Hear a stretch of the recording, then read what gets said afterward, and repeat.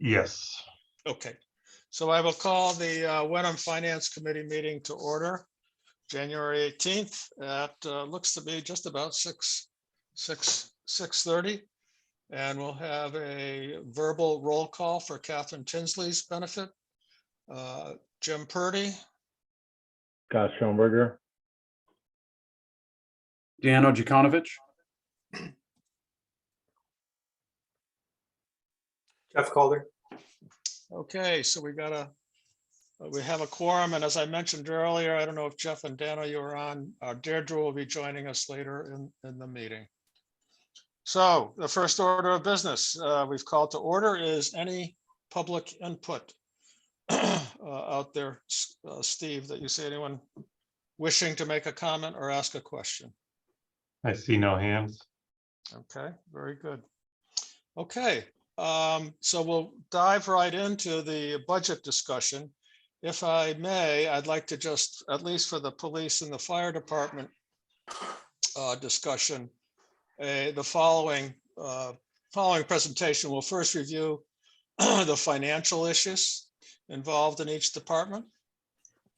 I expect the chief and or the deputies to weigh in on that as appropriate, but first it'll be the financial. And then I would request that the chiefs and or your staff make any comments regarding the financial as it relates to programming, staffing, those kinds of issues, why you require certain new equipment or additional equipment. And then if we could have the finance committee take notes to yourself and then open up with questions, if that's okay.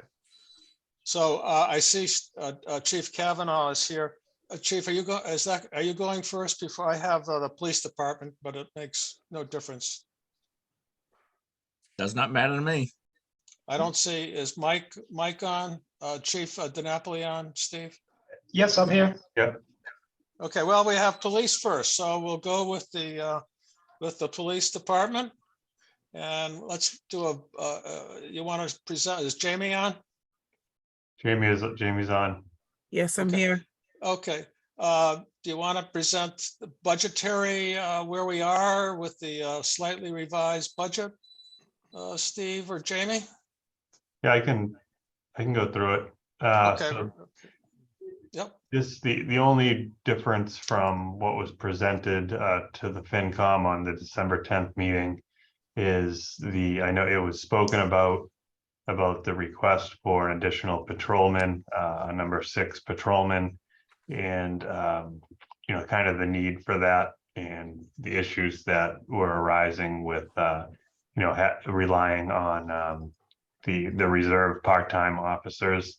So I'll let the chief go into more detail on that, but just to highlight the budgetary impact is we added an estimated annual salary for a new officer patrolman to be hired, and the chief and the deputy chief estimate that by having that additional patrolman, it would reduce our reliance on the salary reserve, but the part-time officers. So the salary for the part-time officers by about 30%.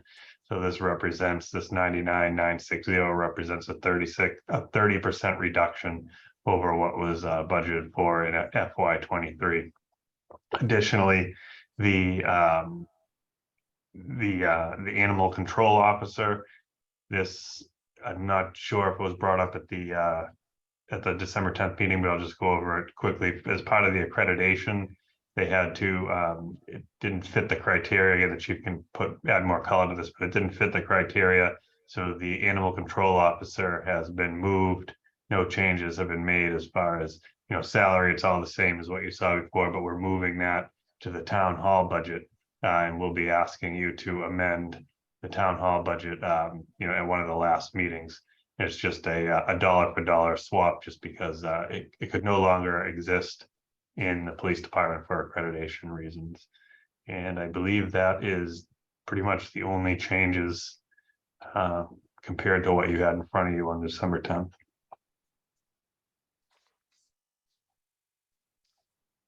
Chief, do you want to add to the finance part vis-a-vis any program or staffing or equipment kind of discussions, Chief?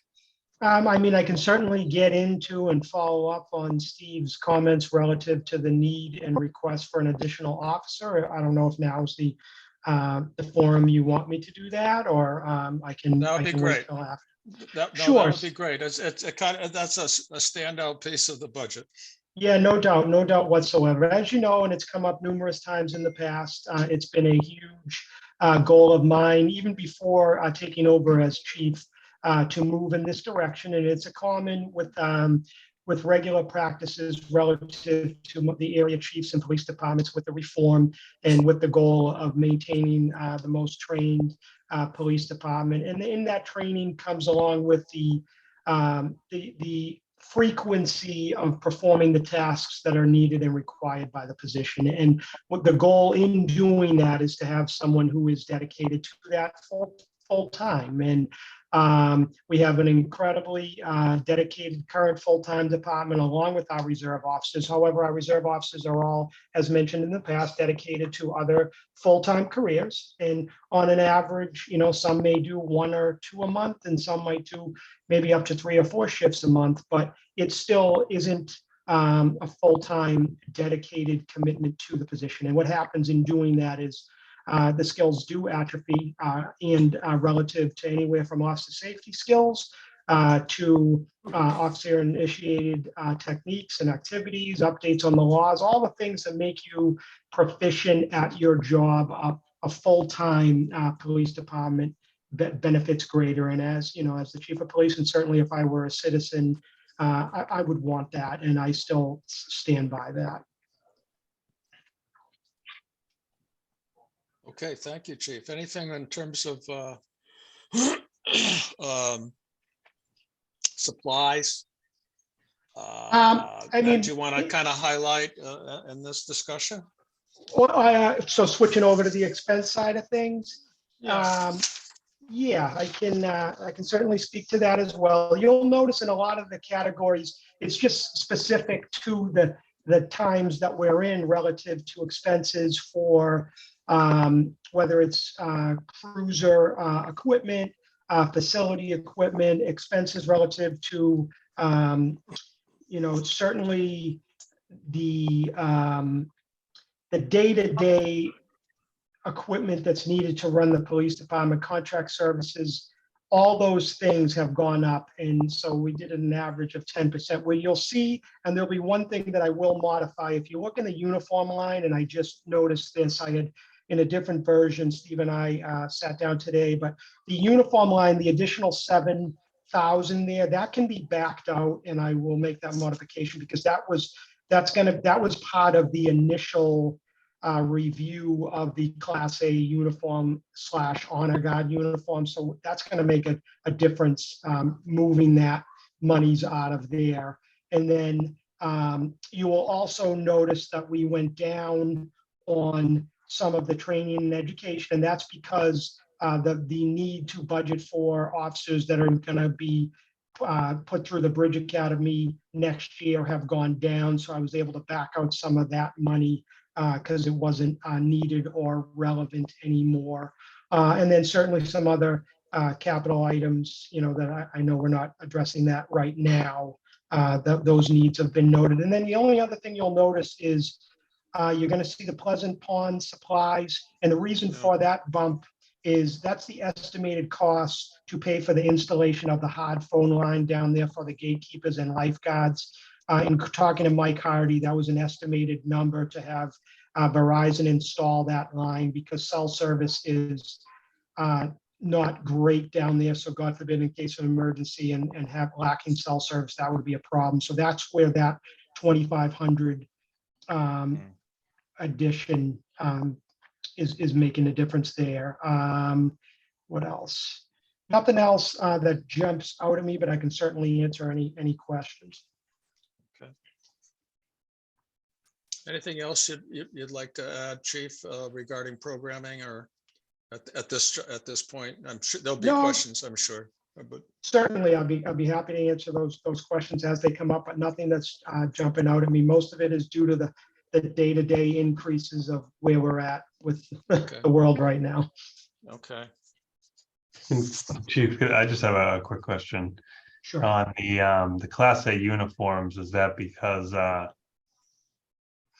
it shows up in the capital? Correct.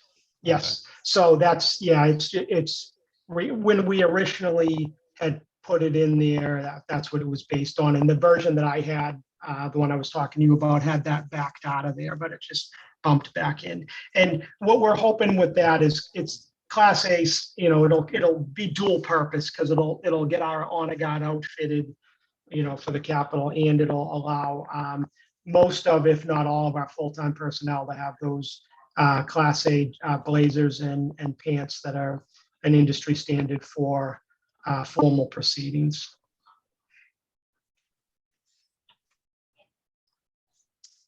FinCom members, any questions, observations that you would like to ask? Chief, I know last year there was a discussion over new badges. Were you able to get those? Did that come through in the budget? So we did. We were able to get those in, and we're pretty proud of that. Myself and Deputy Lucantoni ran with that, and at the time, and I'm trying to remember the time frame of it. It was, I believe it was a reserve fund transfer, if I remember correctly, that allowed that because It was. It's yeah, about $8,000, something like that. yeah, that Chief? sounds about right. Yeah, it was. But we did that, and we actually did a nice press release on it as well, and kind of got it out there, which was good. It was really again a trend that law enforcement agencies are taking now as well to kind of get ahead of that. Just a budget observation, just to understand the budget a little bit. I just want to make sure I'm reading it correctly, as I typically do.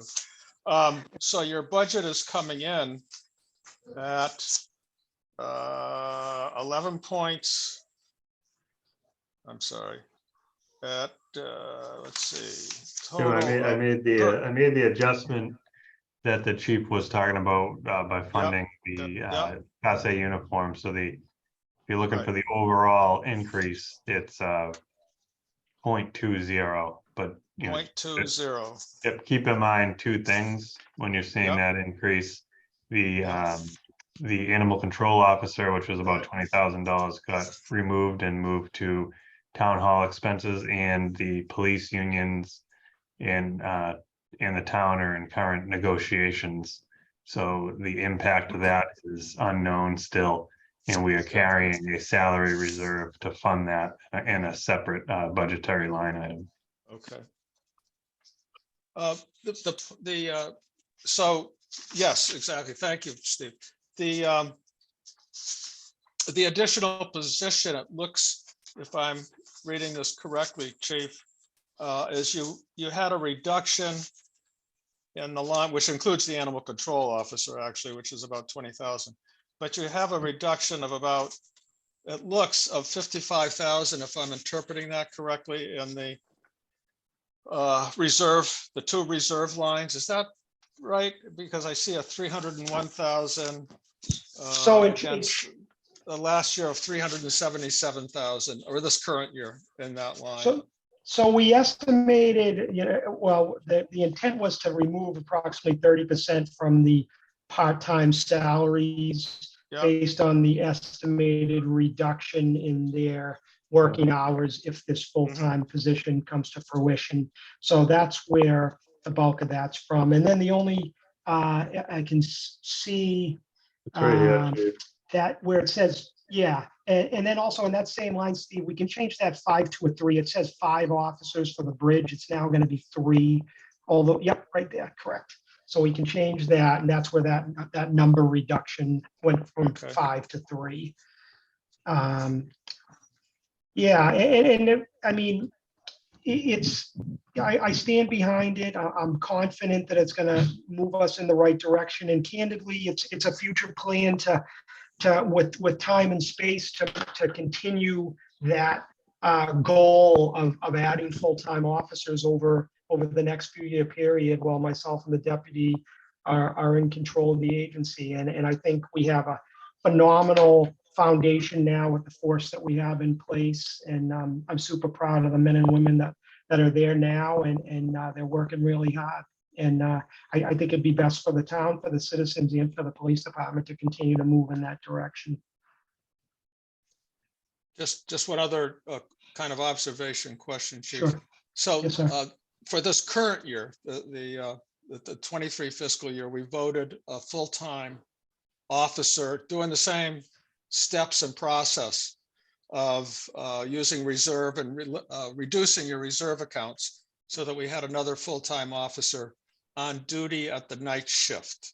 And that, I think the concern was that you expressed was that oftentimes, or maybe all times, I'm not sure, there was often just one reserve officer on. I don't know if the shift number is 11 to 7 or whatever it is. And by doing that, you were able to put on the focus was to put on a full-time, fully trained officer on the night shift. Is that So, okay? yeah, yes and no. So it was 2 years ago. It wasn't this fiscal year where we got the extra guy. It was fiscal 22. 22. All right, I'm sorry. Yep. No, that's okay. And to your point, what we're hoping to. So we had 2 officers working, but what your recollection is that many times we have 2 reserve officers working alone. So what this would continue to do is effectively staff it so we're getting close to the point. We're not there yet, and I wish we were, but we're not, to the point where we will, with mathematical formulas, be able to get to the point where we're most times having a full-time officer working. That's something that we've talked about with Steve at length, and with the deputy, and certainly with the union, because there are some other extenuating circumstances that tie into that relative to forces, and certainly other things are affected with that. But this gets us close to that point, and it certainly makes it less times where that will happen, where we do have 2 reserve officers working alone. Okay, thank you. Yes, sir. Comments, questions? Finance Committee. For the 30% reduction in the reserve salaries, what is that assuming in terms of how long it's going to take to find this 6th officer? Is it possible that it takes a long time and we end up having to put more money into those reserve salaries? No, so it's certainly right now in law enforcement, it's in my 27, 28 year career and deputy as well. This has been 100% the most difficult time to find qualified, trained, educated police officers that are good candidates. So now more than ever, that's been a situation. We're in the process of going through that right now, as one of our Sergeant Machine has put in his intention to retire soon. So we're doing those recruitment efforts now. But it is a difficult challenge, but I have always been trained and brought up in this field to not settle. And I would rather pay, whether it's reserves or overtime, until we get the right person, than to just settle and lower our standards. Because I think what ends up happening is inevitably, if we do lower our standards, we're going against everything we're trying to accomplish here in Wenham at RPD and in law enforcement as a whole. So we have some incredibly trained officers that are certified to conduct police backgrounds, I trust their judgment, and implicitly when these people do come in, we're gonna find the right people, and we're gonna get them in place. It could happen quickly. It could take a little bit. This last time, our most recent hire did take probably 6 to 9 months, because we went through an initial process. We didn't have any luck, and then we had to do a second process. So I think the question is, I think Scott was bringing up that it is the reduction in part-time salary reserve premature. Like, is it likely that we Yeah, won't be that's what able- I was wondering. Yeah, no, I'm sorry if I misunderstood that. It's impossible to guess that. Certainly a cushion, if we have a hard time filling that, would be good. And it's difficult to say. We could hit it out of the park and hire somebody right away, or it could take quite a while. So it's a total guesstimation on how that could go. I mean, we could certainly start our recruitment efforts earlier, knowing that they wouldn't be able to start until after July 1, which would get us ahead of the curve, and maybe have somebody, God willing, in the on-deck circle. But then also what can happen if they're not a certified police officer, we've been very lucky with our last probably 5 hires that have been full-time certified. Now, even if we hire them, they then have to go away to the academy for approximately 20 weeks, which we'd have to backfill that vacancy while they were away as well, adding credence to your concern. But if I could, Chief, I guess they would stay as is with everybody being whole, including that 6th officer. Any unforeseen people leaving or going to another agency could affect that reserve line. I guess that reduction is only if we're whole with the additional 6th officer. Yep. I noticed, Chief, that since the figures that we received last month, yours and your deputies' salaries have gone up, current salaries? Are you on a different cycle than the other officers? So, yeah, so we're not in the union. So that's the union we have not added. We have not made any changes yet because we're still in active negotiations. So that's why those haven't been touched as far as all the patrol officers from the sergeants down. Those haven't been touched because we're still working through that. I see. And I noticed that for the executive assistant, excuse me, her fiscal year 24 COLA increase, it went up to 2.5% from 2%. Yeah, so she's in a different union than the patrol officers, and her union has settled.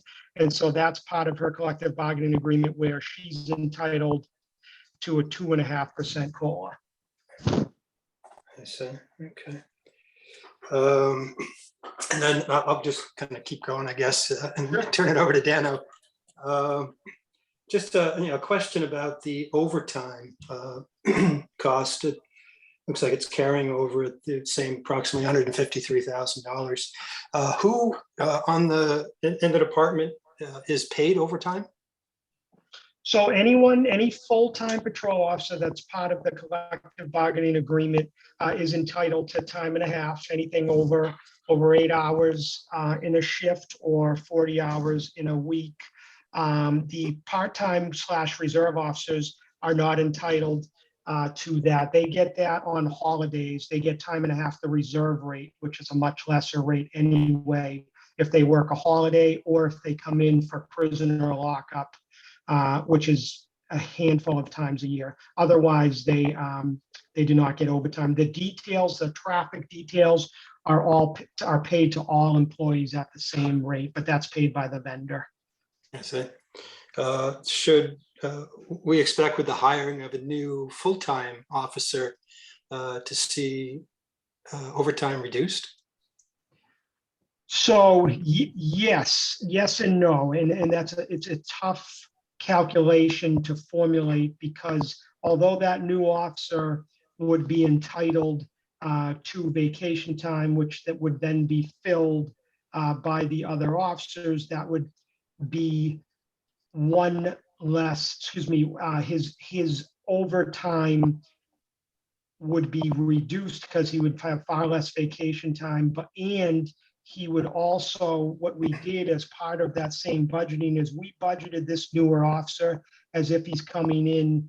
If you look under education incentive, we budgeted as if he's coming in with a master's degree, which is a 25% increase on top of the base salary. And that's the highest. He could come in with a bachelor's or an associate's degree, which would be a far reduced number. So we put it at a high item to account for that possibility. Okay. And then on that same subject of hiring a new full-time officer, does it actually eliminate part-time officers? And should we see a reduction in the uniform costs if you have fewer part-timers? So it wouldn't outright eliminate it because it's still part of the full-timers collective bargaining agreement that they do not have to work certain days that they're entitled to, that those days are filled, such as every other sick day or certain holidays that they choose not to work. Those are filled by the reserve officers. And candidly, we're not, the magic number, if you will, for lack of a better term, is approximately 15 full-time officers to be a full-time only police department, where your coverage for vacation time, sick time, other things of that nature, personal days, those are part of that. And so you would need that number to be able to cover for that. Right now, if we were to get this and bring us to 12, we're still not there yet. Perfect example is Hamilton just got approved, I believe, for their 15th officer, and that's going to put them to that point. That's it. Okay. And then finally, for me, for the moment anyway, maybe just a couple of observations about the spreadsheet. It looks like the inventory control person is not part of the fiscal year 24 budget, although their cost is, but there's nothing for salary or other expenses. Oh, okay. That would be a typo if that didn't carry over. And the same is true for the salary reserve part-time and the gatekeepers lifeguards. There's blanks from base salary to the fiscal year 24 totals, which are actually higher than the figures under base salary. So there's something missing in those columns. I think the gatekeepers and salary reserve part-time is a combination of this is the base from here plus the COLA that it gets. So it's these two plus. Is how the formula works. Oh, is that the way it works? Yeah. Okay. Yep. Okay. I got it. Thanks. Yes, sir.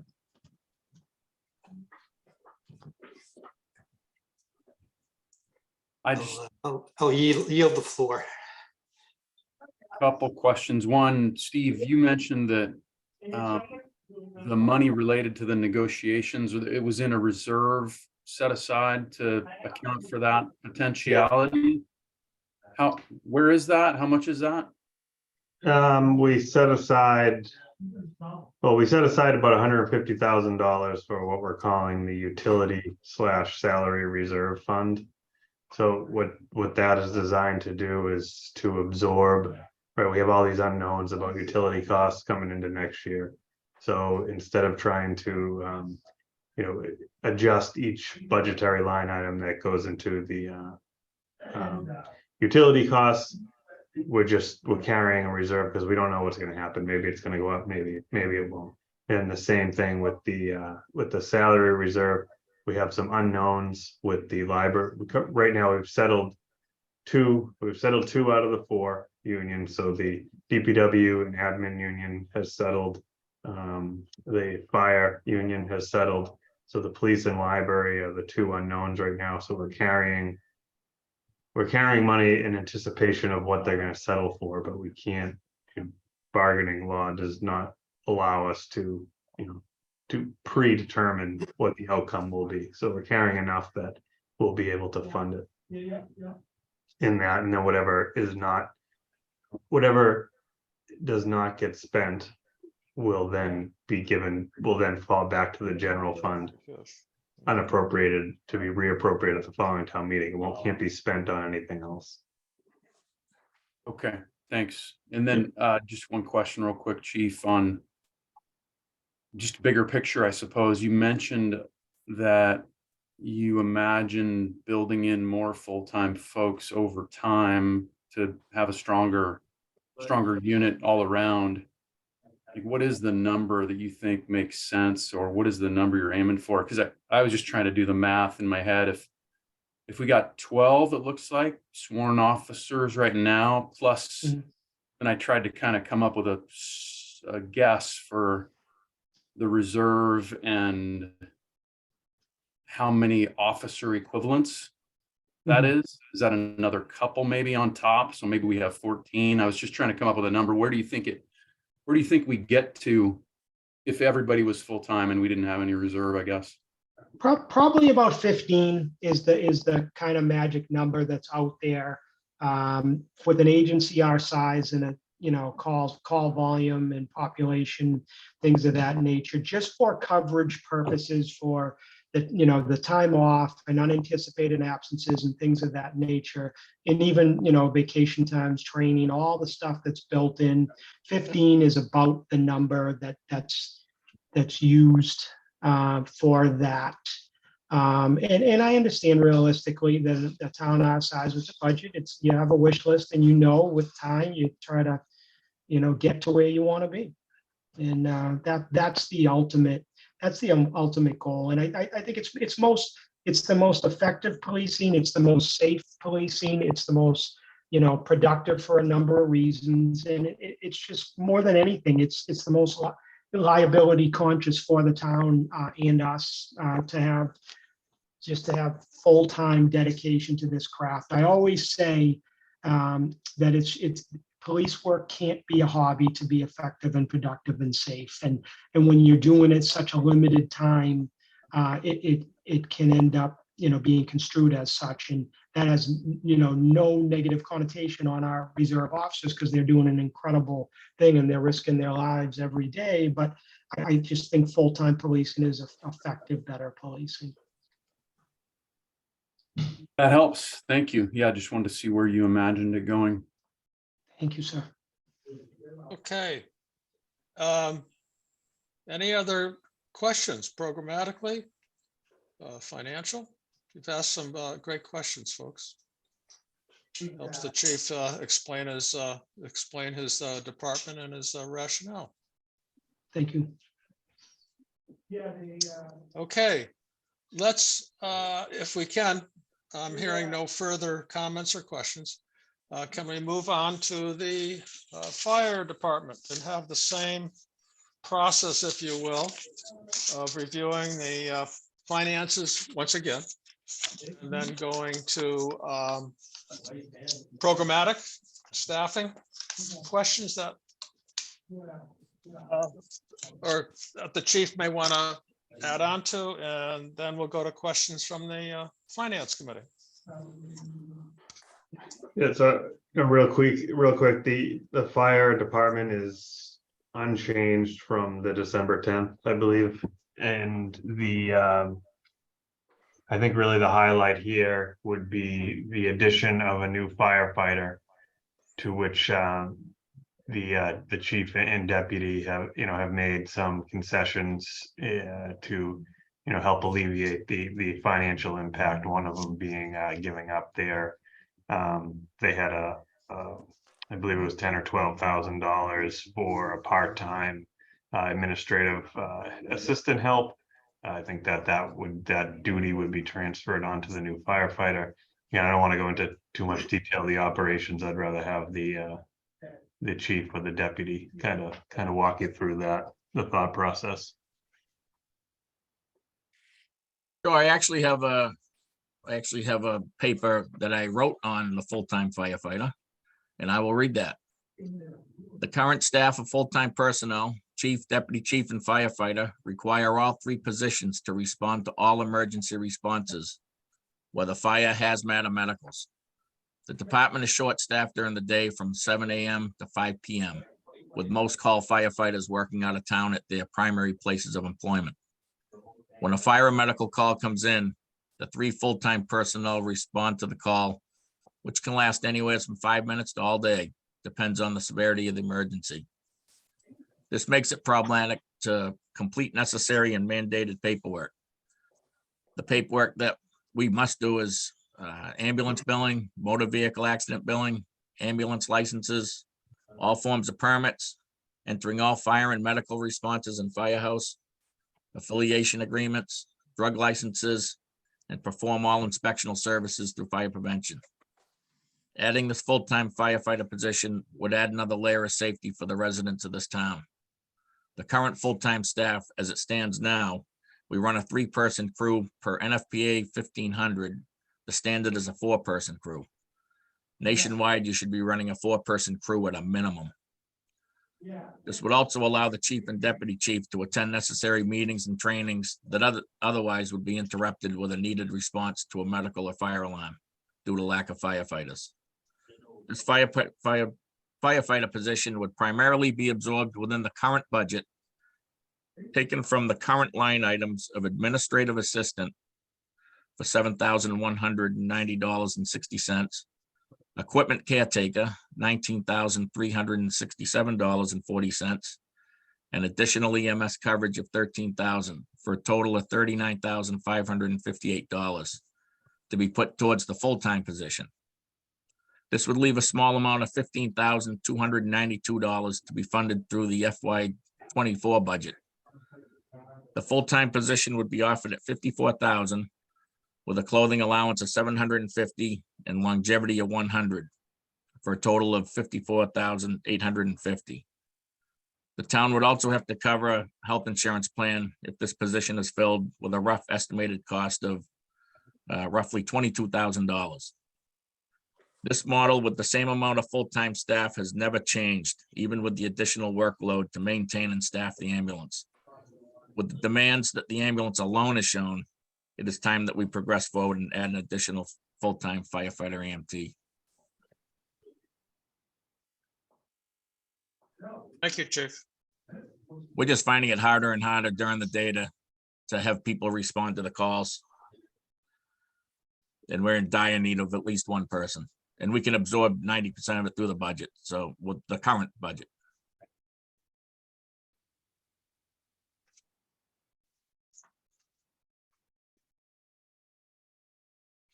Okay.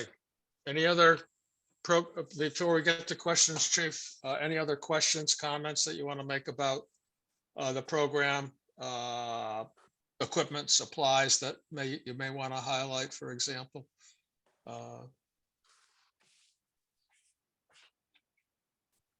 Well, I mean, everything pretty much stayed the same that we already presented, and it was down the road where I would definitely have to say, like Chief DiNapoli said, down the road, we're going to need probably at least 4 more firefighters over the next probably 2 or 3 years, just to make it a safe environment for the current firefighters.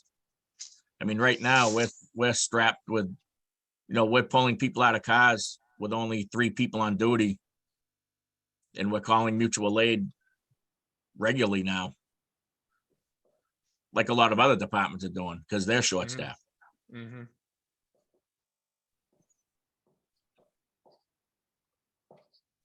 Do we pay, by the way, it never occurred to me, Chief, when we ask for mutual aid, like from Hamilton or Beverly, do we reimburse those departments? We do not. No, So we it's have it's a mutual agreement. You respond to their through the their county. calls, and they respond to our calls. Yes. Okay.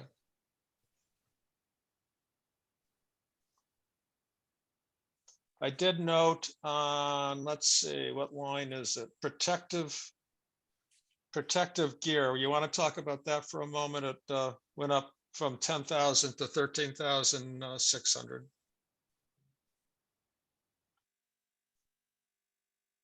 Yeah, that's just due to the cost of the gear now.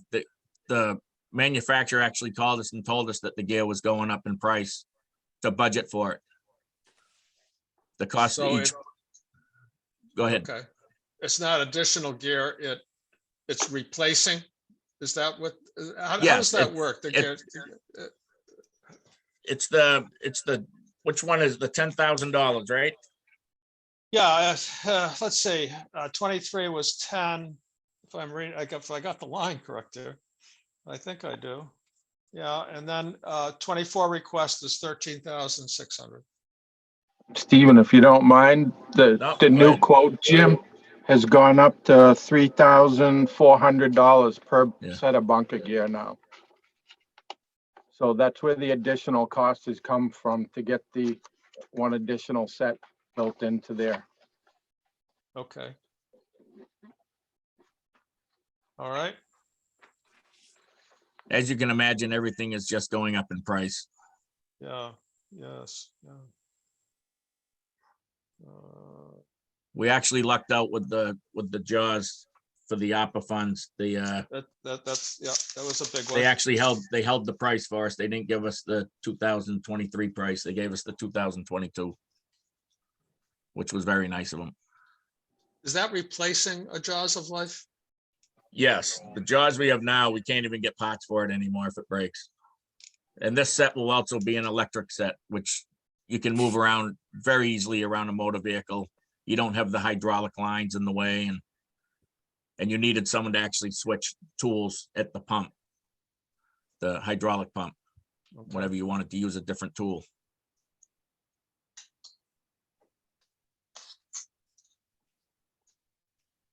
So in summary, on the new, getting back to the new position, I'm not hearing other questions, just to summarize that and make sure we're all clear. It's a $54,850 position. Is Yes. that total, Chief? Yes, You're absorbing, if what you said correctly, 38,900 from Yep. the budget, we're gonna be taking 39,558 from the current budget, 39,958, okay. leaving a total of 15,292. And that be- includes, that doesn't include fringe, Include what? the fringe benefits, health insurance and so on, vacation and such. Oh, no, no. Okay. Steve, we have that 22,000 approximately built into the budget, Jamie? Yeah, we feel we can absorb it, right? So there's every year, every year it's an estimate based on the prior year's enrollment, and that's Yep. always fluctuating. So we're thinking that we can absorb it with the, we're still running on the 10% increase. We're waiting. That's why that's gonna be one of the last budgets you hear. Because we're hoping to get a little bit harder numbers back from Maya, but we're still running on their 10%. And from what, side note, from what I've been hearing, the 10% sounds like it's pretty much a real figure at this point, but In the we're market. waiting to hear it from the source's mouth. Yep. It's not a significant expense, Chief, but just for my edification, what is longevity? How many years you been on the department? We do it in 5-year increments. 5, 10, 15, 20. And that pays at $100 per 5 years? Is that the way I read it? Yes, Is that part of the union agreement, Chief? No, No. not as a full, I just Not want as to full-time. clarify, it's at 5 years, it's $100 every year. yes. And that's town bylaw. Yep. Personnel bylaws. Oh, The unions will have A separate one. separate longevity plans. That would be for a full-time employee. Thank you. did I hear you correctly, Chief, to say, I think I did, that the administrative position, administrative assistant position at 7,190 is being eliminated? Yes, And that this new position, part of his or her job will absorb some of those functions and activities? it will absorb all of them. We're gonna try and Okay. incorporate it into everything. Into the job description. Yes, yes.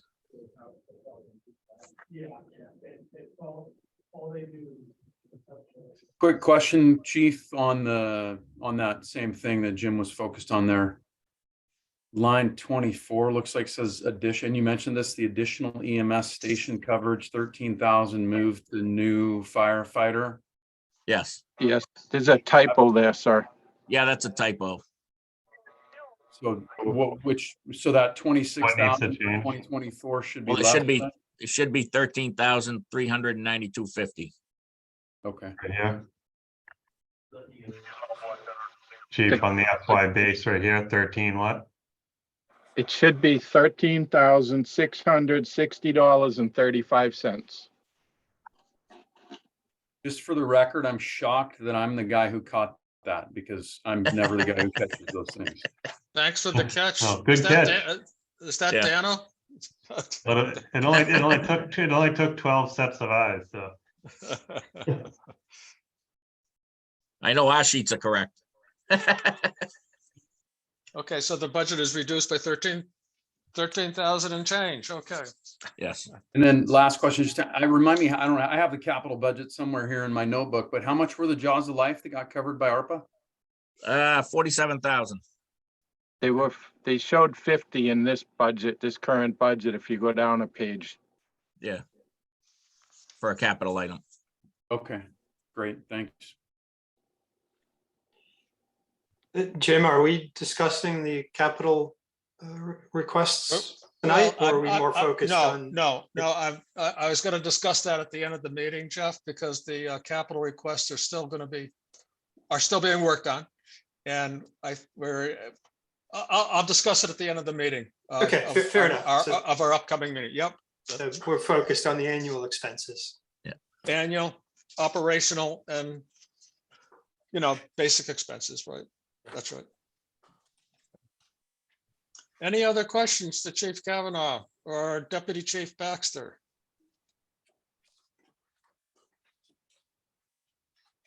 Thank you very much, Chief. Thank you. Deputy. Appreciate your coming out and helping us understand the budget even more than we did We before. appreciate what you do. All right. Have a great night. Can I suggest, Steve, Jamie, and FinCom, that we stop at the fire and police, and as opposed to going through all the smaller pieces here, and discuss our initial support of the budgets. And again, this is with the caveat that other questions as they come up towards the end of our process could be, we ask more questions, or it could be changed. Is that acceptable, or does people want Jim, to do you run mean through the the whole? initial support of police and fire? Is that what you're referencing? Yes, yeah, and then we can go through the other ones, but I think these are the two larger. I'm just suggesting that as a step in the process. That's fine with me if it works for the finance committee. Okay, is that acceptable to the finance committee? Me. Yes. Okay. All right.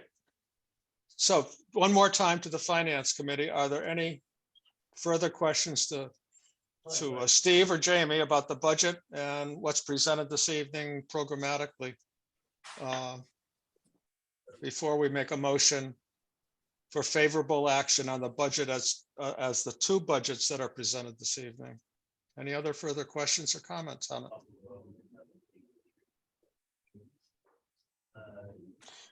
I'll make a motion that the finance committee take favorable action on the police department and fire department budget as presented this evening, January 18th, at our regular finance committee meeting. Do I hear a second? I will second the motion. Is that Scott? Yeah. Scott seconds. Any other comments, questions, or statements from the finance committee? All those in favor of the motion? Aye, Jim. All right, Scott. Dano? Hi, Jeff. Hi, Deirdre.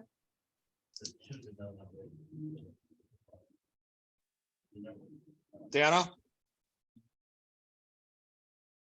I said it, but you missed me, or I talked over Deirdre. Sorry, Dano. Okay, thank you very much, Finance Committee. So the Finance Committee has voted to take favorable action as the budgets are presented January 18th at the Finance meeting. Catherine, is that motion okay with you? Well, just to clarify, you're not recommending favorable action, you're just approving these budgets as presented. All right, it's an old phrase kind of stuck in my head. That's okay, I just want to be clear. Thank you very much, Catherine. Thank you. Okay, so let's move on to my list, or all of our list, is the assessors department. So that's a shared service. Yep, so this is a quasi new department. We just recently entered into a mutual agreement with the town of Hamilton, where Hamilton serves as the lead for this particular service.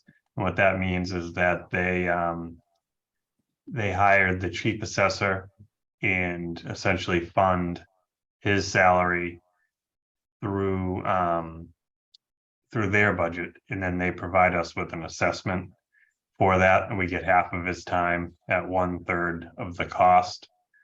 So, we're running with roughly about $50,000 for the total cost of the annual contract, and that includes administrative costs on Hamilton's end, as well as a processing fee that is pretty standardly adopted in all our agreements of 10%. So we're $50,000 plus or minus is what we're looking at for the assessment. And then Terry Fontaine is our new really assistant assessor. And so before, just to back up, before we had one full-time administrative assistant and one part-time assessor. And so now we have one full-time assistant assessor and a shared chief assessor. And, they've really done a great job this year.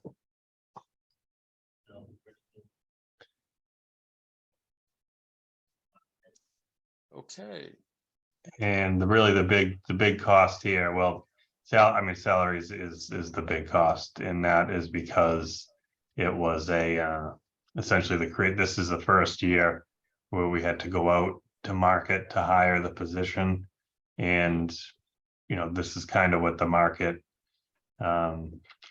presented itself, where we went out to hire for quite a length of time. And ultimately, we selected what we felt was the best candidate and got her for the, basically what we had to pay to get that level of candidate with the level of qualifications that we were asking.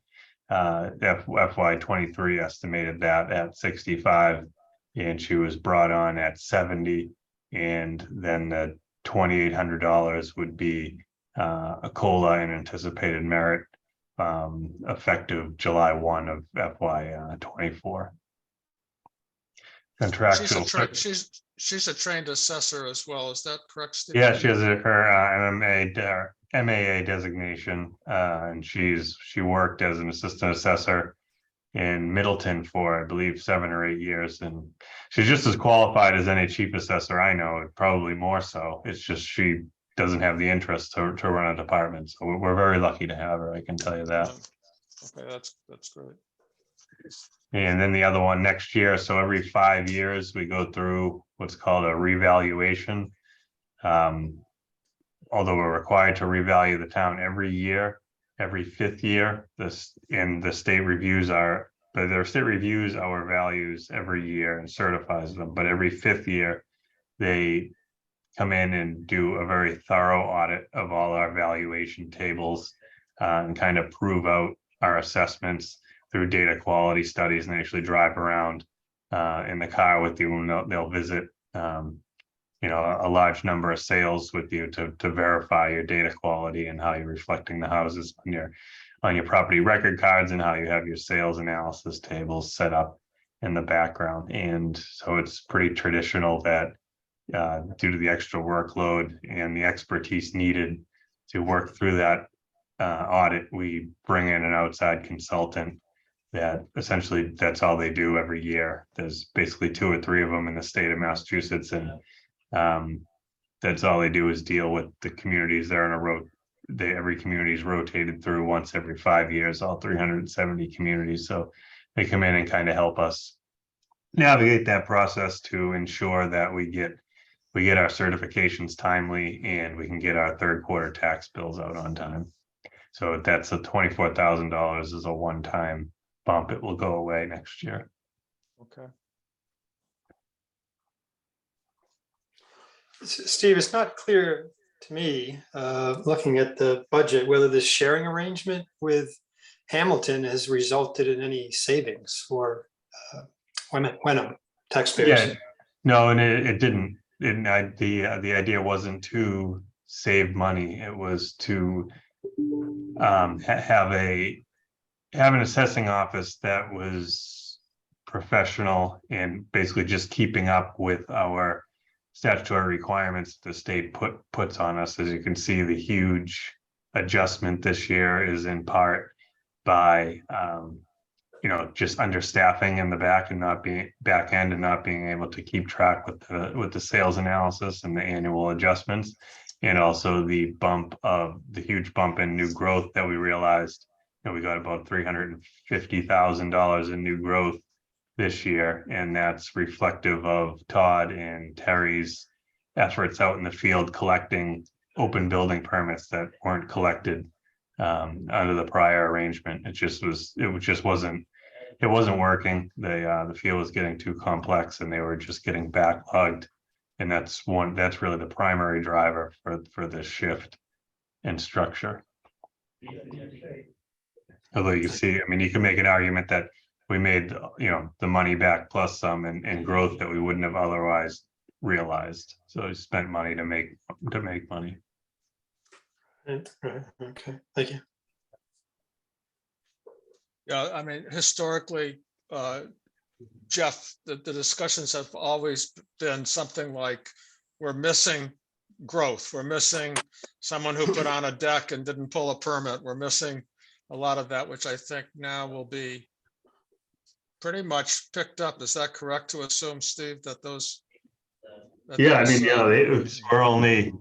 We're only what 4 months into the new arrangement, but they've done a lot in a short amount of time, and I have no doubt that they'll get the department up to speed. There's a lot of cleanup that they're taking care of, but they're doing a good job. Okay, any other comments, questions about the assessor's office, the shared service with Hamilton? Hearing none, let's go on to, I have on my list land use.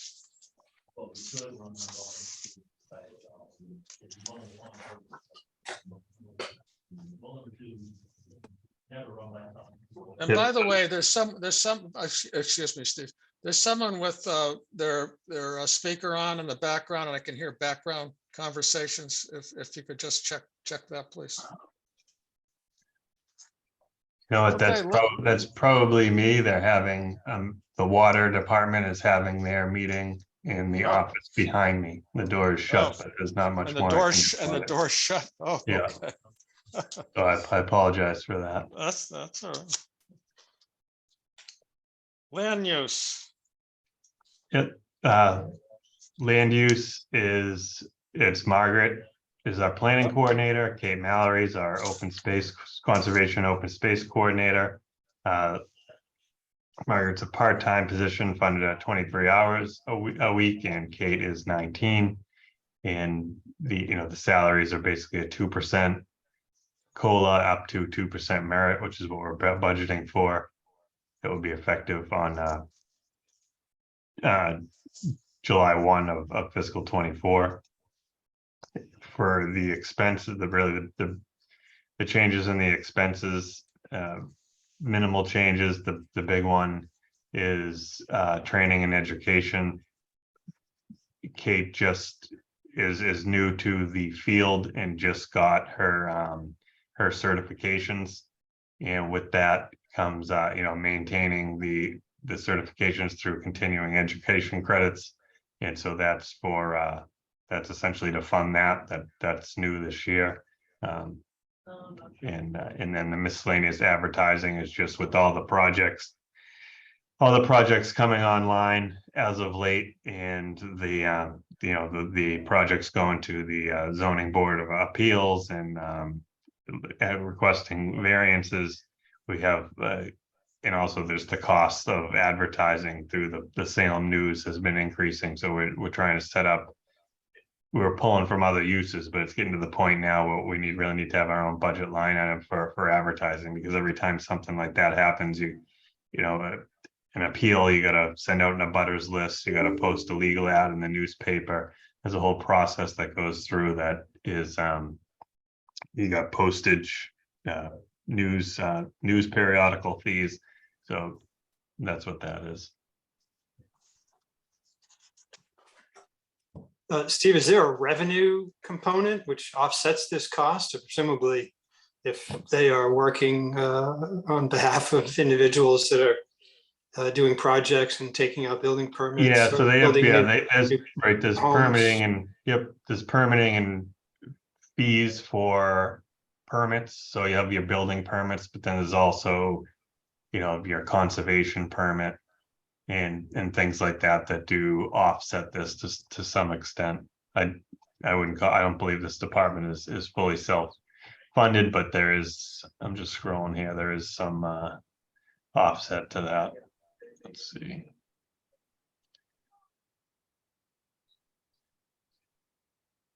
It's like we estimate about licenses and permits about $90,000 a year, and that would include building permits.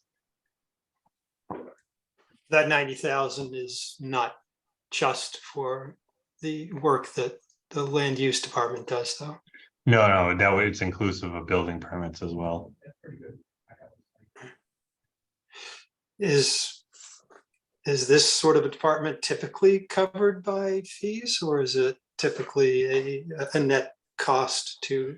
No, I mean, you can look at it. You can look at it that it is indirectly, covered by building permit fees. It's just part of, us enforcing our zoning bylaws and making sure people are taking the appropriate steps when planning subdivisions, presenting the town with new development opportunities, and to allow it to go before the planning board and the zoning board of appeals. And it's really statutorily, it's a necessary department to exist, and they work in collaboration with the building department. So they kind of vet these projects before they're started, and the building department goes through and makes sure they're adhering to the building code.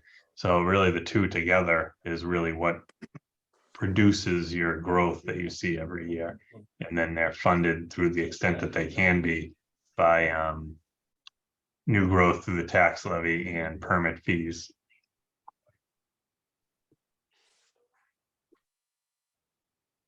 Steve, how much now with the master plan well underway does Margaret spend with that? Now, I know this year for FY23 we increased our hours, I think by three hours to address additional resources for the master plan. And does Kate involves herself in the master planning activities as well? Yeah, so Margaret's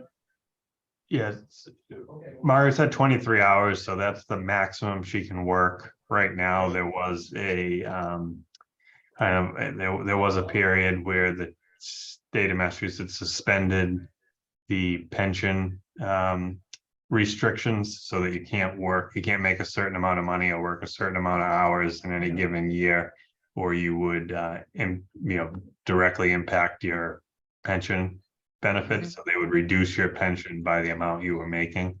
So since Margaret's retired and she's back full-time, she's back part-time, she has to be careful of that. So she's at the 23 hours, and that's appropriate. She was working a little bit more than that. And so what we're doing is we're transferring some of that responsibility onto Kate. So Kate's hours will actually increase above the 19. Mhm. But that will be funded through a temporary increase through ARPA funds, providing the planning department the resources that they need to kind of get through this, the Pulte homes, the MBTA overlay district, master plan, coming up with action items and implementing the master plan, and then just coordinating all the boards and committees that are involved in that, which has, been quite the process. It is a significant process. Thank you. Yep. That's helpful. Any other questions, comments, observations regarding the so-called land use department, which covers more than just land use? All right, hearing none. The moderator salary is, I think it's in there at $50 or something like that. I don't Yep. know if we need. So the moderator, we don't have a separate sheet for that, but that's just the moderator's stipend, I believe, that historically the moderator has always gotten a $50 stipend. And we're asking the FinCom to recommend we continue to do so. By the way, just Jeff, Dano, the moderator puts in quite a bit of time other than just town meeting. He's been involved in a number of planning activities to make the town meeting efficiently run in accordance with town meeting regulations and the town meeting book of standards. So at any rate, I just thought I'd mention that $50 is barely a stipend. Okay. Any questions about the moderator? Okay, let's go to retirement and FICA Medicare. Let's do retirement first through the budget.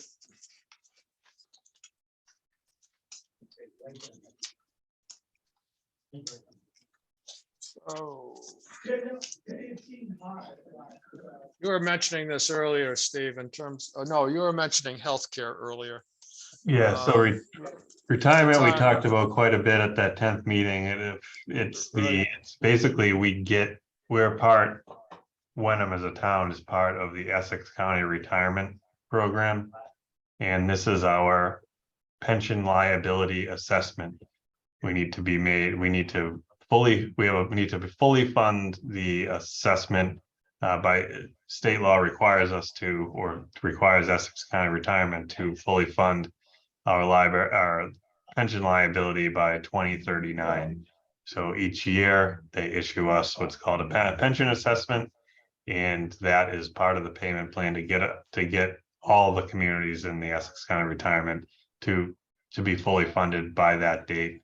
And the reason why the assessment changes from year to year is every 3 years we have an actuary study done that kind of will play with the rate of return, death tables, current staffing levels of the community, and then that kind of switches the assessment around, because that's kind of all what contributes to the overall liability. And our assessment this year is 10.4% over last year's. And that's set regulatory wise, Steve, by the state? Yeah, well, the state, so I believe right now we're targeting a payoff date of 2035. It's state law that every community in the Commonwealth is fully funded by 2039. So you have that, you see a lot of communities they target a few years earlier, just to be safe, depending on what happens with rates of returns and things when you start to actually get closer and things become more real. Mm-hmm.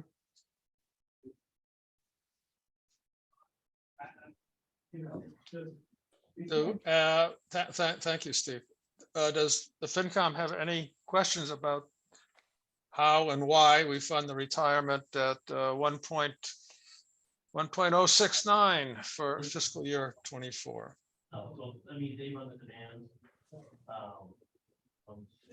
Steve, I may have asked this question before, but is this the town's share of the contributions to the retirement plan? Are employees making contributions as well? And this is the matching portion? Well, so what How this does that is work? it's a trust fund. So it's essentially, it's like the net present value of all, I'm trying to, legally obligated pensionable earnings that the town has entered by employing, like, I'll just use myself as an example. So I've worked in municipal government for, say, 10 years. Under the current pension laws, I'm entitled to a certain amount of money when I turn 65. I stopped working today, I'd be entitled to a certain amount of money when I turn 65 years old, regardless of whether or not I contributed enough to do that or not. So out of every paycheck comes about 11% out of my paycheck, my gross earnings goes into pay-as-you-go pension costs. So what this is essentially a liability, saying that, you've essentially entered into these contracts with people that they have a future liability that you're going to owe them, and you don't know what's going to happen to the funds if everything stopped. So if everything stopped, if we right now, it's a pay-as-you-go, like a revolving door, like Social Security. So it's essentially funding itself as you go. They're assuming that the liability that they calculate is assuming that pay-as-you-go stops, that the town of Wenham no longer exists tomorrow, but the legal obligation to pay me or everybody else is going to still exist in 25 years. If that makes sense. Because right now it's set up to be, and it always has been, a pay-as-you-go system. So my 11% contributions are paying for the folks before me in their retirement. And the people before me, their 11% contribution will be paying for my retirement. And it goes on like that. That's the way it's set up. But there's, if something catastrophic was to happen, that is a liability that the town has in the future. I'm just trying to reconcile it with private sector, because pension plans, for the most part, I think do not exist in the private sector anymore. So just trying to understand, what creates the liability, how are employees eligible? Is it only union employees? Is it any state it's any employee? state, because we don't contribute to Social Security, so we don't get Social Security. So the state has to, in order for you not to contribute to Social Security, you have to be in essentially like a state-sponsored program. So it's not through the state, not through the Commonwealth, because you have the Essex County retirement. We're all held, all the retirements across the whole state are held to the same set of laws and how they can operate. And the payouts are all standardized. Right. This is Jeff, this is a plan for all cities and towns. Teachers, public education employees are under this, and all state employees are under a similar pension structure. Police, fire, teachers, state employees, and so on. Okay. What do we got here? Medicare, FICA, Steve, fairly. So this is standard. the employer's portion of Medicare and Yep. FICA. Yep. Generally, we adjust this by, we go a little bit on the high side to be conservative for the wage adjustments. And this year we're pegging at about 4%. Yep. Okay. Any questions about the FICA contribution? Veteran services. I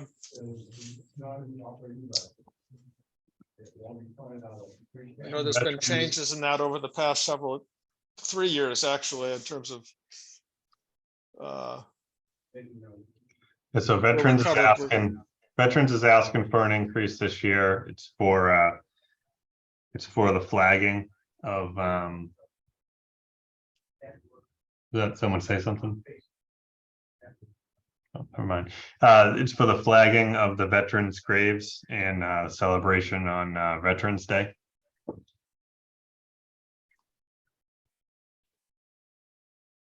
Right. The other thing that's part of this is in the past for, I think, printing, postage, miscellaneous refreshments and so on, they've borrowed, if you will, from other budgets. I know they've borrowed, for example, from the fire department when they have the luncheons in there. They've borrowed from I think the police for these odds and ends. So the intent was here to kind of consolidate those real costs that the Veterans Committee incurs and supports throughout the year. So it is an increase, but it's, for the most part, those expenses were being incurred in other departments, with the exception of the contracted services with the Gloucester Veterans Commission. Is that right, Steve? I mean, it used to be. Yeah, with, I mean, that's been my understanding of it, the way it was presented, that, you know, every year they just kind of go around and ask to see who had a little bit of money, you know, whether it be fire, police, selectman's office, and, Right. you know, kind of cobble together their needs. And this year, the select board had us send out a request specifically to the boards and committees to see, you know, to kind of nail down their annual costs, to, you know, to be able to quantify it and try to budget for it this year, so we don't get into a situation where the funds are just not available to, you know, to do what they got to do. Right.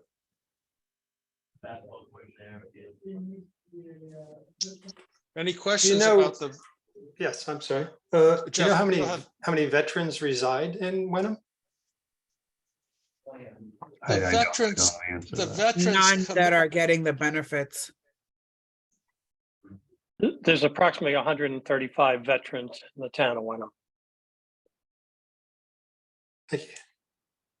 But none of them are getting veteran benefits. Some are, some aren't, but a total of 135 veterans are in the town of Wenham. Who's that talking? I can't recognize. This is Bill Wilson. Oh, hi, Bill. Thank you very much. That's Hey, Jim. helpful. And the Veterans Committee is a fairly organized committee. I know they meet, is it once a month on Tuesdays, Bill? Once a month on Tuesdays, 9 o'clock at COA. It's headed up by Dean. Yeah. And I think it's well organized. They conduct 4 events per year. Parades, Veterans Day, Reese Across America, you know, you name it. So it's a good organization, 9 people involved with it. I think it's money well spent. Yep. Okay, thank you, Bill. I appreciate that input. Okay. Any other comments or questions about the Veterans Committee cost of $25,722, that which includes the contracted services, the Gloucester. Bill, I'm forgetting the actual term of is it the Gloucester Veterans Commission in Gloucester? What's the term for that? It's a good question. I'm trying to remember. It is Gloucester. Yeah, we used to Veterans. We used to be with Ipswich, right? It's Cape Yeah, Ann. there's approximately 5 towns that are in the district that are part of that. Yeah. Yes, it's Manchester Cape by the Ann. sea, Rockport. Cape Ann, that's it. Yep. Now. Yeah. Okay. Thank you. Any other FinCom Finance Committee members have any comments or questions on the veterans? All right, hearing none. Cemetery. Yeah, cemetery, no change over last year, so this is the essentially just the cost to operate the cemetery, do the maintenance that they need, administrative work that needs to get done to operate it. Yeah. And do they have Yeah. summer help at the cemetery? They do not have summer help at the cemetery. I mean, the cost of running cemeteries is based on the salaries of the burial agent stipend, electric, water, groundskeeping supplies, some miscellaneous things, and overtime for DPW Right. out there. One thing I would like to add, since we are moving the flag expense to the veterans, in that cemetery cost is approximately $500 that we did annually to replace the 12x18 spearhead flags in the cemetery. That should be moved to the veterans line or offset it anyways. Ours should be reduced by 500. And that cost would go into the veterans, wouldn't go up. It's just, Okay. it should be there. Is that under groundskeeping supplies? Is that what you said? That is under Memorial Day expenses. Oh, I see. Okay, great. Okay. Yep. Okay. Thanks. Thank you, Bill.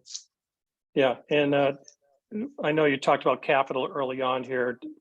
We probably, I'm not sure if it's too late now. We'll probably put in a capital requests for this year. I had planned it out in the out years, but the stone wall in front of the cemetery, Main Street, is in kind of rough repair. So it'll be in the cost of about $15,000 if it's approved. Is that part of our, you haven't, did you just say you haven't submitted that, Bill? I haven't submitted. I sent a note to Joe that we would do it in the out years, but I think I want to bring it in closer to like this year, if possible. Steve, we're right in the process of going through the capital. Yeah, I mean, The it's capital requests. yeah, I mean, I can put it on the list. We can see if we can fit it in. I've been working to reconcile that. Okay. Appreciate that. Thank you. Yep. Is that 15,000, Bill? Is that a estimate, or have you gotten bids or quotes on that? I have one bid, an estimate, and then you escalate a little bit to around 15,000. So I do have one bid in hand, which I just got Okay. recently. Oh, okay. So Steve, we'll put that into the discussion of capital as we go forward with that. Yep. Okay, thank you. And I'm sorry, Bill, did you say it's at risk of collapsing onto the sidewalk? Not collapsing. If you walk by the cemetery, you can see the large granite blocks. There's a joint or cement compound that goes in there. It's starting to get weeds in it. It's starting to fall out. There's no risk, no safety risk, let me put it that way. But it needs to be refurbished, and it hasn't been done in probably 25 years. I see. Okay. That's good to know. Yeah, yeah. As you come into town, you see it on the right-hand side, so we want it to look nice. Want it to look It's good. more cosmetic. Yep. Okay, any other comments or questions? Thank you. Thanks again, Bill, for your the information. Appreciate it. Thank you. Let's move on to refuse collection, a fairly sizable portion of our expenditures for the community. Yep. So there's a built-in escalator, and where this is a final year of our contract, so we can expect that to probably close to double next year from some of the costs I'm getting from other communities. Yeah, are you suggesting that the almost 500,000 will go to 1 million in 25? Is that what you're? Close to it, yeah. Wow. Yep. That's all I could, because it's gone up. So in 24, we had a 3-year contract from 21 forward. 1, 2, 3. So this is the end of the contract agreement with them. Yep. And other Well, I'm communities looking- are I'm looking- experienced. I'm looking for a side job. Maybe I could help out. Hey, Brady. Yes. I Hi, know. which member? I mean, is this a function of just little competition? I mean, You in there?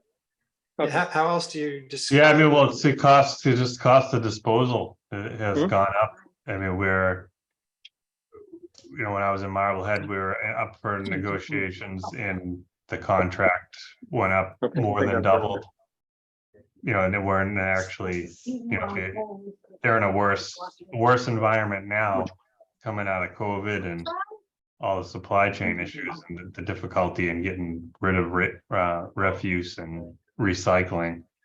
The costs are just, they're pretty staggering. Yes. Is this one of those things we talked at one of the meetings about sharing contracted services for carpets and other things like that? Is this something we share contractually with Hamilton or others? No, it's Jamie could correct me, it's a Coventa. Is that the company we use? No, it's Casella. Casella. And they, basically are an out-of-town outfit that does a bunch of the communities in this area. And then they truck the trash up to North Andover. Just by way of history, the finance committee, we didn't get too far on it quite frankly, but we began to look about 3, maybe 4 years ago at different options of refuse. What might be other options than the current structure that we have. If time allows, not between now and our budget year, or the town meeting, I should say, we could resurface that information that we had gathered. It's just by point of information. But that's a big jump, Steve. That's for 25. Goodness. Wow. Any other comments or questions about the refuse collection? At let's see,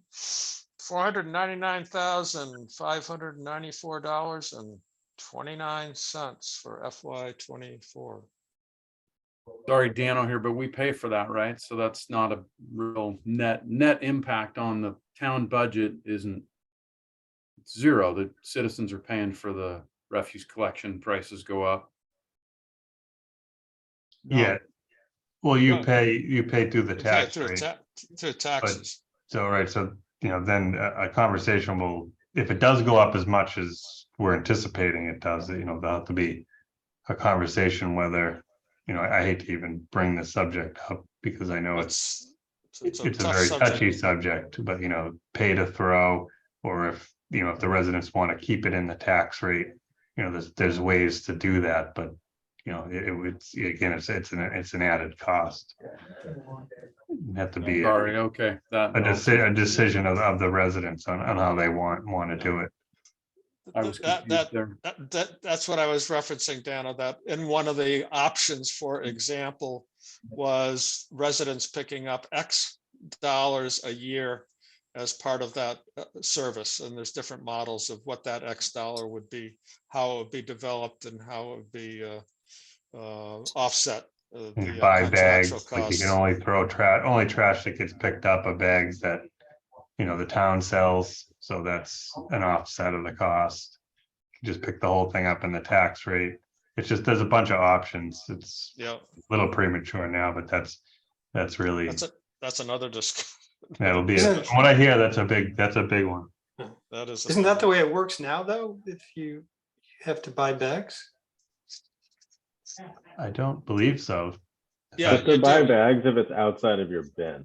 If it's outside of the bin, you Oh. have, if you have your, what do the bags cost? I don't even know what they cost, like $5 for 5 or something like that, or Scott, do you know by chance? I don't know the exact amount, but it's low. It's just, I think the bags cover cost. They're not Yeah. to make a profit or anything. There's not much money made on that at all, Jeff. And they're pretty big bags, actually. Yeah, I know. I see them. I see the green bags around, and I thought that they had to be purchased. They do. those heavy users of the service. So it's outside of a certain you get a certain allotment. You get, right, you get that Okay. small black trash Right. barrel. Right. And then anything outside that, I guess it'd be back. Yeah. Okay. Okay, any other questions about refuse? That will be something that maybe after town meeting, we could take a look at. Street lighting. Final one for this evening. Yeah, street finding level funded year over year. These are essentially the costs associated with keeping the street lights on. So the maintenance, paying National Grid, things of that nature, swapping the bulbs out. And we several years ago, we retrofitted all the street lighting with incandescent. Is that the right term, Steve? I think And it's save some- LED. save- LED, save some a few bucks on that, actually doing that, so. Any questions on street lighting at 18,000, same as prior year in terms of expense? That how is the increase by National Grid and the cost of delivering electricity going to be captured? Since there's no way it's going to stay at 18,000 if it's. Yeah, well, no, it would be, it's captured in the utility reserve. We took our total costs associated with gas and electric delivery to the town and increased it by, I think, like 40%. And that's how we arrived at our reserve fund, energy reserve fund. Makes sense. Okay, so any other questions on street lighting? Okay, so I would suggest that we move to support the budget as presented this evening for assessing land use, moderator, retirement, FICA, Medicare, veterans, cemetery, refuse collection, and street lighting. A motion on that? Anyone would like to Jim, make- Yes, I just have a question on the veterans again before we move to approve everything. sure. I was looking at the charge to the Veterans Committee, Yeah, and it seems to say that they should not require routine annual funding and that there's a different fund available. So I guess the question is, do we have the authority to authorize this fund if it doesn't seem consistent with the charge? Like what? what are you trumps what are you what, I reading? guess? What are you reading from Deirdre? I'm not, Deidre, this is Gary Cheeseman. The Veterans Committee charge will be changed at the next select board meeting or thereafter. Sorry, say that again. It will be changed? Yes. To To- delete so that. what's the existing charge? The existing charge said that basically the veterans would operate without any budget. But of course, that was, pre-memorial and them taking over Memorial Day and so forth. So we're just rewriting the charge as we speak. Oh, I wasn't aware of that, actually, that there was a charge that's why they've been borrowing from all of the departments for the past years, evidently. That's correct. So it will not be in conflict going forward, is what you're saying? That is correct. And when will that vote be taken by? Will that be taken before town meeting? Yes, before town meeting. Okay. And just one other question on the veterans. It was mentioned that there's $500 in expense for flags that will shift off the cemetery. So that basically leaves, it's like $8,200 increase to the veterans budget year over year. I think I missed how that $8,200 is going to be expended. Well, you got printing, postage, incidental expenses for the parade, refreshments, and so on. The flags, by the way, I don't know if Bill Wilson is still on, but the flags also are for all the flags that go on the poles coming into Wenham from both the Hamilton side and the Beverly side. And my understanding is that those flags, I think they're 3x5 flags, and then there's larger flags at the cemeteries. But the flags have to be renewed every few years because they get worn and tattered, evidently. And talking That's correct. the Dean so Peterson with Mr. Peterson. Yep. Yeah, so the flags, the Veterans Committee would pick up replacements of all flags throughout the town.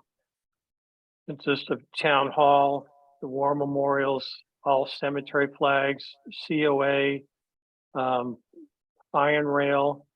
I think there's about 8. They're all 3x5, would include POW MIA flags. They wear at different rates, depends on the type of flag you buy, but they would be responsible for those and all the 12x18 smaller flags that are on 510 veterans' graves throughout the cemeteries in Wenham. Right. And there's some 2 or 3 larger flags, right? Are those the ones on the flag poles, Bill? Yeah, I think there's some 4x6s. Generally, they're 3x5. Mhm. So there are some larger flags, and they're, depending on where you get them and the quality, they get a little pricey. Yeah. Great. Sorry, one Okay, more question on that. sure, Deirdre. The committee charge also references what's called the Perkins Fund for the perpetual care of Wenham Veterans War Memorials for routine maintenance and care. I'm just wondering if that still exists and if there's money in it, and is that applied to some of these things? This is Gary. I'll answer that one if you want. So Go yeah, ahead, Gary. the Perkins Fund is held, but that is for the war memorial itself, the structure.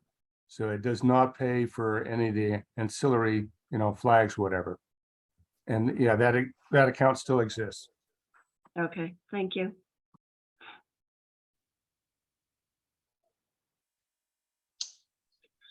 So I guess Any the other- last question is, do we need to hold the approval of this until the select board adjusts the charge? I don't know if it's the select board or the Veterans Committee. Who adjusts I think the it's the charge? select board. The select board writes the charge. The Right. select board writes the charge, okay. Yeah, And your vote really doesn't come effective until town meeting. until the joint meeting when we do the final vote on the budget. Okay, And the charge will be, the language in the charge will be adjusted at that point, by that point. I expect so, but it needs a 2/3 vote, so we'll see. Do we want to hold on the veterans if the charge isn't changed? I would suggest that we hold on voting on the veterans until the charge is in fact changed, and we can do that just prior to recommendations on the whole budget. Gary, you're indicating that it's not an absolute sure thing that the charge will be Well, changed. That's yeah, why I mean, we're that's why gonna I'm going change it. there. And in fact, the last 2 or 3 years, you voted money for the Veterans Committee with the old charge. So I'm just in the process of, rewriting charges to get them up to date. So and that's one little nuance that will get corrected. Okay.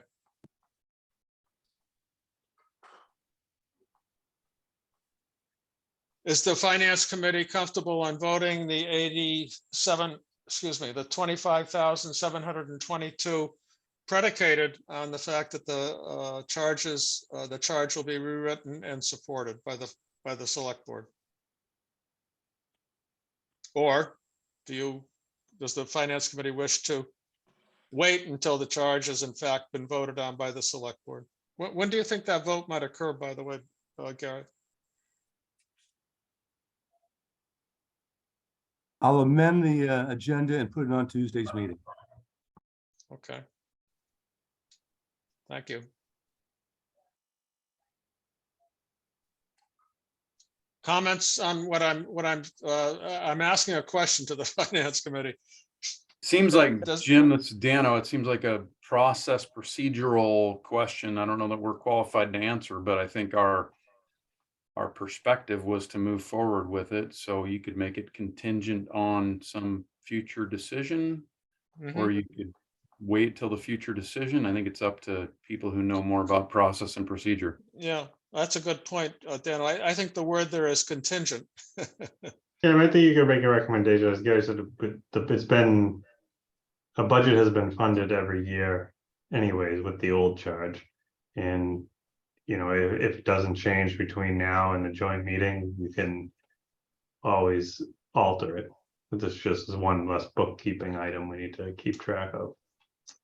Well, yeah, I think it's fine to go forward because we're not final at this point. I'm not, the part about it's been reviewed and approved before, that was a different FinCom. So I'm not sure that that's relevant, but given that we're not at the final stage, then it seems to me that it's fine to go ahead tonight with the, caveat that we'll make sure when we do finalize that this is all appropriate and taken care of. Well, it's, Yeah, I would just add that the only thing we're talking about is the expense line, nothing to do with contract services. So let's not confuse the two. Correct, yeah. well, the challenge is it's all rolled into one budget code bill. So yeah, It's you unfortunate, couldn't- Yeah, you couldn't separate out technically contract from the other expenses. Okay, let's address the veterans as a include that in the overall review of from assessing to street lighting. Because we are saying to ourselves, or we've said in the past, it's the budget discussions are not final, as Deirdre was suggesting, until we come to the very end. Steve, just another question for me on this.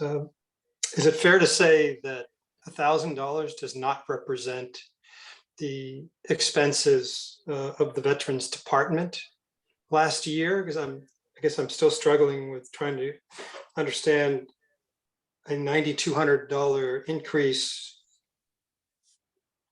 year over year, unless this is kind of a one-time thing to replace a lot of flags, and then it drops off again next year. Yeah, I So- think either Bill or Gary could. I'll weigh in on that. So yes, previously the Veterans Committee, all postage stamps, letters, everything came out of the town administrator's office. The support for the Memorial Day exercises and stuff was provided somewhat through the fire department budget or by private donations. But, Okay, so it's not a fair comparison. No, of not at all. 1,000 No. to 10,000. It's just optically, I think it raises questions of, where's all the Yeah. money going? And it's obviously not postage. I can address some of that too. So for Memorial Day, any event the veterans put on that wanted refreshments afterwards, my wife and I, Natalie and I, would donate about $1,100 each event to provide the food. So that's where a lot of that money comes from. And that's what they need to start replacing. Yeah. Because they feel bad. They never knew what this cost. And it doesn't bother me. I'll do it every time, but it's they feel that they want to get it into the budget so they can pay for it. It makes sense. So we should have a better comparison from 24 to 25 than we see from 23 to 24. Yeah.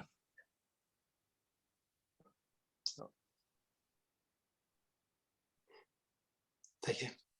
Okay, I'm gonna make a motion for to have the Finance Committee to support the budgets as presented this evening for the following departments. pending any possible changes at the end of the budget process. And those departments are assessing, land use, moderator, retirement, FICA, Medicare, veterans, cemetery, refuse, and street lighting. Here's a second on that motion. Second. Been seconded. Any other questions or comments on how this is moved forward? All those in favor of the motion? Aye, Jim. Hi, Deirdre. Scott, Hi, Jeff. Hi, Dano. Okay, thank you very much, FinCom. Appreciate your work on all this evening. The next item is the approval of minutes. And I have delegated this as I took over the chairmanship to the vice chair, just to give me a hand with some of the detail of operations on this. The minutes, Catherine has presented, and Deirdre, do you want to present the minutes motion, please? Sure. I guess are there any edits or questions? We have two sets of minutes before us. So first we have the December 10th, 2022 minutes. Are there any edits or questions to be raised?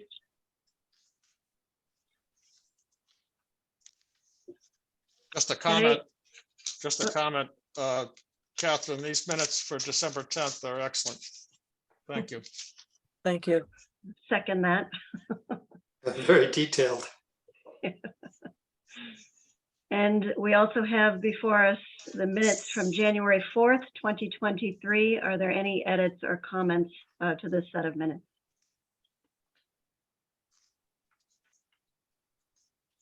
Okay, hearing none, I'd like to move that the FinCom approve as presented the minutes from December 10th, 2022 and January 4th, 2023. I'll second that. Second. All those approve. Aye, Deirdre. Hi, Jim. Scott, Hi, Jeff. Hi, Dano. Thank you. Motion passes. Jim, back Thank to you. you. Thank you, Deirdre. New business not anticipated. Well, it is anticipated by the chair, I must say. So I just want to go over next week, and I want to confirm this with Steve. We have scheduled a meeting a week from tonight, the 25th, Steve, on capital. Are we ready to move forward on that a week from tonight? Yes. Okay, great. And that'll be the primary agenda for that meeting. I can work that out with Jamie. Yeah. Yeah. I think that we're closing in on all the departments, and then we can have, is that the and then you have that one final meeting in February 1st that we can we'll wrap everything together. So I think that makes sense. Okay. do we know when our, oh, sorry, Jim. I have also on the calendar Tuesday, this coming Tuesday night, a joint meeting around shared services with the Hamilton Finance Committee. Is that still scheduled? Steve, Jamie. What night was that again? It's Tuesday night, the 24th. I believe that's on the calendar. Just want to make sure.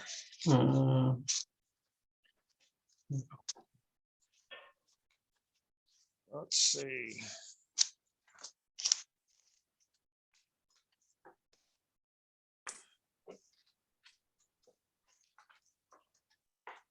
I don't Let's see. February. I don't have anything written down.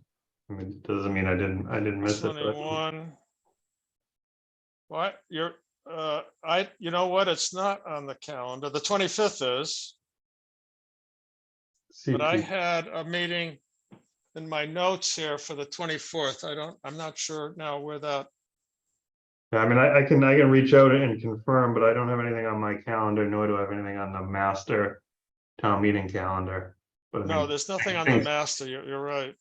the things do slip through the cracks sometimes. So I'll follow up with the schools and I'll get back out to you Well, tomorrow. it's not with it's not the schools. It's with the Hamilton Finance on the shared services. All right, I'll reach out then. Parks and Rec, library, et cetera, et cetera. Yeah, I'll again, I don't have anything on it, but I'll reach out to Joe Okay. tonight and I'll let you know in the morning. Okay, thank you very much. So our next meeting will be, confirmed meeting will be Wednesday, the 25th, to review the capital, the whole capital presentation. And Jeff, I understand you're away the 25th. You mentioned that to me the other night. Is that right? Yes, that's correct. Okay. I may be able to dial in. I'll have a client dinner to attend out of state. Your client may be very interested in them. Yeah, possibly, but unlikely. I don't. Okay, thank you. But if I may, I don't want to keep us all too much longer, but we're calling this capital. And as the budget is presented today, it seems it's essentially no surplus. So any additional spending is capital borrowed to pay for? And then where does that additional borrowing come from? Is that an exclusion from the budget? Jeff, technically, we aren't able to discuss this because it's not on our agenda. All right. It'll be discussed on Wednesday, but it is a separate line and a separate dollar calculation to come up with the capital expenses. Is that a fair summary, Steve? Yeah, it's well, I mean, the funding sources basically this year, you have three.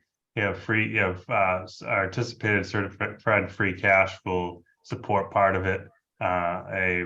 Borrowing will support part of it. Again, this isn't a done deal, it needs approval by both the FinCom and then onto the select board, then to town meeting. But this is just a presentation that, I'm going to be presenting you with, based on the needs of the town, this is how we can move forward. And then the third funding piece would be ARPA. Do we know our free cash yet? We don't. We don't. I'm working with the state on trying to finalize that sometime the beginning of next week, hopefully. Okay, great. All right, we're getting into a discussion that's not on our agenda, so I would suggest we continue this discussion next Wednesday, the 25th. Do I hear a motion to adjourn? I will make a motion. Okay, so motion's made to adjourn. Second? Second. Seconded by Jeff. All those and any other comments or about adjournment? Okay, hearing none. All those in favor of adjournment, aye. Jim? Hi, Deirdre. Hi, Scott. Hi, Jeff. Dano? Hi, Dano. Okay, thank you very much. Good evening, everybody, and thanks for all your contributions.